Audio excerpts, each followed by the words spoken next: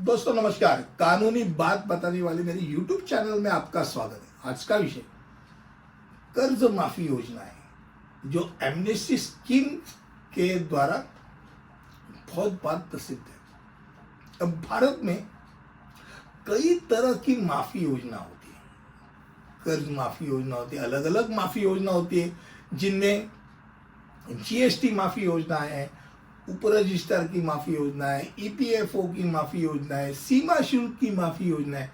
अलग अलग माफी योजना होती है। आमतौर पर कोई भी व्यक्ति जिसे नियमित रूप से भुगतान करना पड़ता है, वो भुगतान करना वो भूल गया या भुगतान करने में वो विफल रह गया, तो ऐसे एमनेस्टी स्कीम का वो लाभ उठा सकता है। ऐसे एमनेस्टी स्कीम में जिसमें आमतौर पर योजना ब्याज और जुर्माना माफ कर देती है, जिसे भुगतान करने के लिए साल दर साल अगर भुगतान करता रहता तो साल दर साल का उसका इंटरेस्ट, उसका ब्याज और उसके साथ उसका पेनल्टी ऐड करके उसको भुगतान करना पड़ता, वो सब माफ हो जाता है। आमतौर पर भारत में माफी योजनाएं केंद्र या राज्य सरकार द्वारा एक खास पीरियड के लिए घोषित कर देते, और अगर चाहिए तो वो 3-4 महीने का जो पीरियड है वो ज्यादा एडिशन भी कर सकते हैं और 2 महीने तक बढ़ा दे सकते हैं।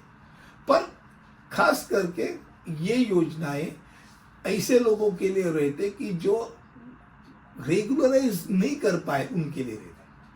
अभी इनकम टैक्स की बात करो, इनकम की अगर उदाहरण के लिए कर माफी योजना के दौरान करदाताओं को स्वेच्छा से अपनी अघोषित संपत्ति का खुलासा करने के लिए एक निर्दिष्ट अवधि दी जाती है। भाई आपका इनकम है, आपके पास XYZ इनकम है, आपने डिक्लेयर नहीं किया, आप डिक्लेयर कर सकते हो। जब एमनेस्टी स्कीम आई है उसके लिए तो डिक्लेयर कर सकते हो। इस प्रकार उन्होंने घोषित की हुई राशि पर अक्सर कम दर पर कर का भुगतान करना पड़ता है, दंड तो नहीं भरना पड़ता है। और खास करके अभियोजन से यानी कोई भी कोर्ट मैटर से उसको छूट दी जाती है। भाई तकलीफ चली गई, भाई कोई ने कैसे कंप्लेन कर दी रही थी तो अपने को ट्रायल चल जाता, कोर्ट मैटर हो जाता, वो सब छुटकारा हो गया, दंड हो जाता, उससे छुटकारा हो गया, रेगुलराइज हो गया।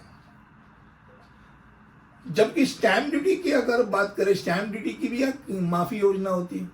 जो सरकारी एक पहल है जो बाकाया स्टैंप शुल्क देनदारियों की संपत्ति खरीदारी, यानी अगर मान लो मैंने प्रॉपर्टी खरीद ली और प्रॉपर्टी खरीदते समय मुझे 4 लाख का स्टैंप ड्यूटी भरना था, मुद्रांक भरना, तो मैंने 3.5 ही भर दिया, कम भर दिया।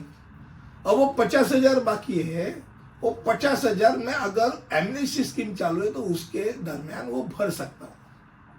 अगर वो एमनेस्टी स्कीम के सिवा मैंने भरने की कोशिश की, मान लो 20 साल पहली वाली बात है, तो हर साल का इंटरेस्ट, हर साल का पेनल्टी, वो 50 की जगह 6 लाख भरना पड़ेगा।